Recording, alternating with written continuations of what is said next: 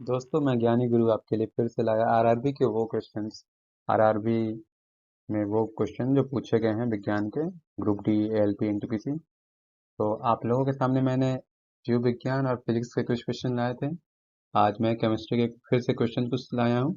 तो देखते हैं पहला क्वेश्चन क्या है। परमाणु के केंद्र को क्या कहा जाता है? परमाणु के केंद्र को क्या कहा जाता है? तो परमाणु जो होता है वो किसी भी तत्व का सबसे सूक्ष्मतम कण होता है, smallest unit of any substance, any matter, वो होता है परमाणु। इसके केंद्र को क्या कहा जाता है? तो पहला ऑप्शन है प्रोटॉन, दूसरा न्यूट्रॉन, तीसरा न्यूक्लियस एंड चौथा है आपके सामने इलेक्ट्रॉन। तो परमाणु के केंद्र में ये सब कण है और उसके केंद्र को कहा जाता है न्यूक्लियस, हिंदी में नाभिक होता है। अगला प्रश्न आपके सामने, न्यूट्रॉन की खोज किसने की थी? न्यूट्रॉन को किसने खोजा था? ऑप्शन है James Chadwick, J J Thomson, Rutherford and ohm. इसका सही उत्तर होगा जेम्स चैडविक। न्यूट्रॉन की खोज जेम्स चैडविक ने की थी। जे जे थॉमसन ने इलेक्ट्रॉन की खोज की थी, रदरफोर्ड ने परमाणु मॉडल की संरचना दी थी, और आपका प्रोटॉन है इन्हीं के खोज का नतीजा है। अगला प्रश्न आपके सामने, एक तत्व के परमाणु में प्रोटॉन या इलेक्ट्रॉन की संख्या को कहते हैं परमाणु संख्या, द्रव्यमान संख्या, थॉमसन संख्या या समस्थानिक। तो इसका सही उत्तर होगा परमाणु संख्या। तो तत्व के परमाणु में प्रोटॉन या इलेक्ट्रॉन दोनों की मात्रा, दोनों की संख्या समान होती है। तो किसी भी तत्व के परमाणु संख्या को उसके इलेक्ट्रॉन की संख्या से दर्शा सकते हैं या प्रोटॉन की संख्या, तो अर्थात प्रोटॉन या इलेक्ट्रॉन की संख्या को आप परमाणु संख्या कह सकते हैं। अगला प्रश्न, हीरे में स्थित कार्बन अणुओं के बीच कैसा बंध होता है? धातुई आबंध, आयनिक आबंध, तीसरा कोवैलेंट आबंध एंड चौथा वान डेर वाल्स। इसका सही उत्तर होगा कोवैलेंट आबंध। तो आबंध होता है इलेक्ट्रॉनों के साझा करने के फलस्वरूप या इलेक्ट्रॉनों के पूर्ण स्थानांतरण के फलस्वरूप।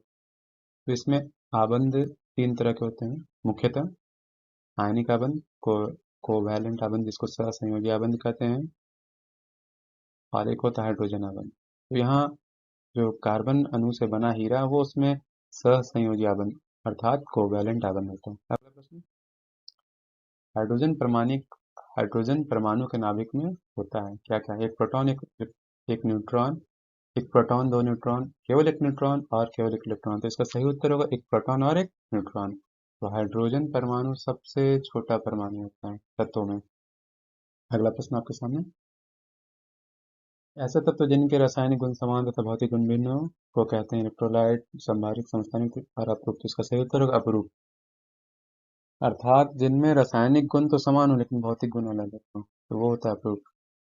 जैसे कार्बन का अपरूप आपका ग्रेफाइट है, और हीरा है, और कोयला है। तीनों एक ही हैं, रासायनिक गुण एक ही हैं, लेकिन उनके रूप जो भौतिक होते बाहर से जो दिखते हैं वो अलग अलग हैं। तो इसलिए रासायनिक गुण जिनके समान हो और भौतिक गुण अलग हो उन्हें अपरूप कहते हैं। अगला क्वेश्चन, परमाणु के नाभिक में होते हैं proton, proton electron, proton neutron, proton neutron तथा इलेक्ट्रॉन। तो इसका सही उत्तर होगा प्रोटॉन और न्यूट्रॉन।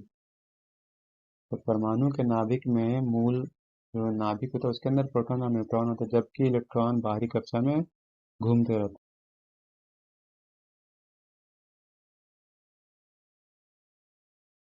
अगला प्रश्न आपके सामने, इलेक्ट्रॉन है, इलेक्ट्रॉन कैसा कण है? तो एक अल्फा कण, बीटा कण, हाइड्रोजन, पॉजिट्रॉन, एक बीटा कण है। इसका सही उत्तर होगा एक बीटा कण।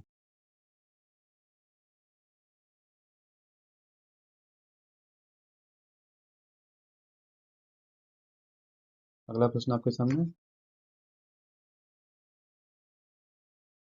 ऐसे जो तत्व जिसमें इलेक्ट्रॉन की संख्या भिन्न भिन्न है लेकिन जिनकी द्रव्यमान संख्या समान, वो कहते हैं क्या?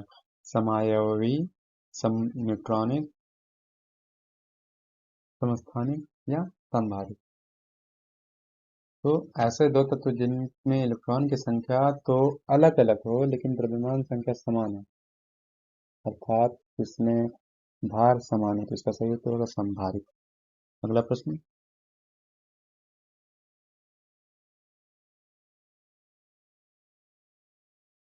समस्थानिक परमाणुओं में प्रोटॉन की संख्या समान होती है, न्यूक्लियनों की संख्या समान होती है, सभी सत्य हैं, न्यूट्रॉन की संख्या समान होती है। मतलब प्रोटॉन की संख्या समान होती है, न्यूट्रॉन की संख्या समान होती है, न्यूक्लियन समान होता है, जो स्टेटमेंट दिए गए सभी सत्य होते हैं। तो समस्थानिक परमाणु का परिभाषा ये होता है कि ऐसे दो तत्व जिनके परमाणु संख्या समान हो और परमाणु द्रव्यमान संख्या अलग अलग हो। और पीछे के क्वेश्चन में आपने पढ़ा या सुना कि परमाणु संख्या जो बनता है वो होता है किसी भी तत्व के नाभिक में उपस्थित प्रोटॉन की संख्या या नाभिक के बाहर घूम रहे इलेक्ट्रॉन की संख्या के इक्वल। इस समस्थानिक परमाणु में क्या इक्वल हो सकता है, तो वो है प्रोटॉन की संख्या समान होती है। इसका सही उत्तर होगा प्रोटॉन की संख्या समान होती है। अगला प्रश्न, तत्व के समस्थानिक ही कभी नहीं हो सकता है। तो तत्व के किसी भी समस्थानिक तत्व में क्या इक्वल नहीं हो सकता, न्यूट्रॉन की संख्या नहीं हो सकता इक्वल, इलेक्ट्रॉन की संख्या इक्वल नहीं हो सकता है, प्रोटॉन की संख्या समान होता है और समान हो सकता है। यहाँ क्वेश्चन में पूछा गया है कि तत्व के समस्थानिक का कभी नहीं हो सकता, क्या इक्वल नहीं हो सकता, इलेक्ट्रॉन की संख्या इक्वल नहीं हो सकता है, प्रोटॉन की संख्या इक्वल नहीं हो सकता है, समान आवेश नहीं हो सकता है, या न्यूट्रॉन की संख्या समान नहीं हो सकता है। इसमें सही उत्तर होगा न्यूट्रॉन की संख्या समान नहीं होता है, क्योंकि इलेक्ट्रॉन की संख्या को ही परमाणु संख्या कहा जाता है या प्रोटॉन की संख्या को ही परमाणु संख्या कहते हैं।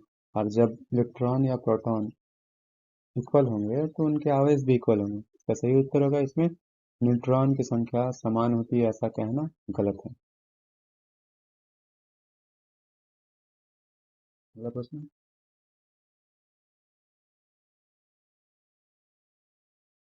पिंडों को आवेशित करने के लिए जिम्मेदार कारक है इलेक्ट्रॉनों का अंतरण, न्यूट्रॉनों का अंतरण, प्रोटॉनों का अंतरण, इनमें से कोई नहीं। अर्थात कोई भी पिंड आवेशित कैसे होती है, इसके लिए जिम्मेदार कारक क्या है। तो कोई भी पिंड या कोई भी केमिकल रिएक्शन जो होता है वो सिर्फ और सिर्फ एक उत्तरदायी कारक है, वो है इलेक्ट्रॉन। इलेक्ट्रॉन ही ऐसा कारक है जिसके कारण कोई भी रासायनिक अभिक्रिया होती है या कोई भी पिंड आवेशित होता है। अर्थात अगर इलेक्ट्रॉन का शेयर किया जाए और देने वाला प्लस चार्ज हो जाता है, पॉजिटिव धनात्मक आवेश हो जाता है, और लेने वाला ऋणावेशित हो जाता है। इसका सही उत्तर होगा इलेक्ट्रॉन का अंतरण। अगला प्रश्न आपके सामने, न्यूट्रॉन वे कण हैं जिनमें होता है ऋण आवेश, धन आवेश, कोई आवेश नहीं, या इनमें से कोई नहीं। तो न्यूट्रॉन कैसा कण है, तो न्यूट्रॉन न्यूट्रल होता है, मतलब उदासीन होता है। तो इसका सही उत्तर होगा कोई आवेश नहीं। अगला प्रश्न आपके सामने,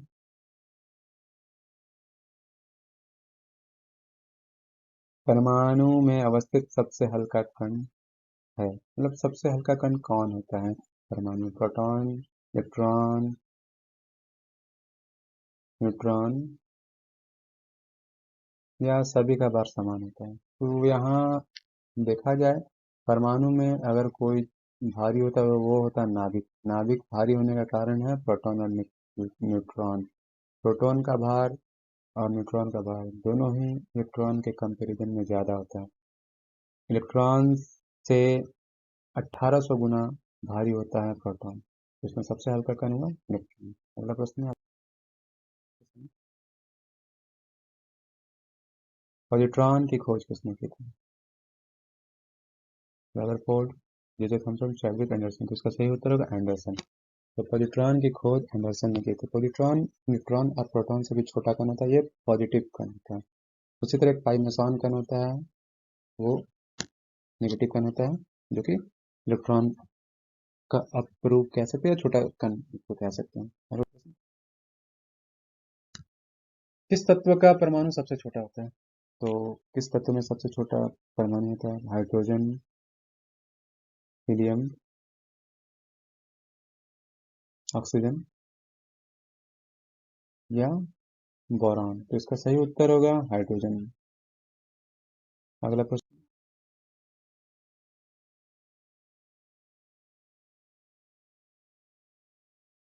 कैथोड किरण क्या है, इलेक्ट्रॉन की धारा, धनात्मक रूप से आवेशित कण की धारा, अनावेशित कणों की धाराएं, या विद्युत चुंबकीय तरंग। तो कैथोड किरणें ऋणावेशित किरणें होती हैं और इलेक्ट्रॉन का कण ऋणावेशित होता है। इसका सही उत्तर है इलेक्ट्रॉन की धारा। अगला प्रश्न, वर्ष 1979 में अल्फा और बीटा पार्टिकल की खोज किसने की थी? Ernest Rutherford, madam Curie, J Thomson and becquerel। तो इसका सही उत्तर होगा अर्नेस्ट रदरफोर्ड ने अल्फा और बीटा पार्टिकल की खोज की थी। अल्फा कण आपका नेगेटिव कण होता है, बीटा पॉजिटिव कण होता है और गामा न्यूट्रॉन की तरह होता है। अगला प्रश्न, किसी तत्व का परमाणु भार बराबर होता है? किसी तत्व का परमाणु भार किसके बराबर होता है? पहला, तुल्यांकीय भार इंटू भौतिक प्रकृति, तुल्यांकीय भार इंटू रासायनिक प्रकृति, तुल्यांकीय भार इंटू संयोजकता और तुल्यांकीय भार इंटू आपेक्षिक घनत्व। तो सही उत्तर होगा तुल्यांकीय भार इंटू संयोजकता। वीडियो को देखने के लिए बहुत बहुत धन्यवाद। अगर वीडियो अच्छा लगे तो प्लीज़ लाइक करें, सब्सक्राइब करें और दोस्तों के साथ शेयर करें। Thank you.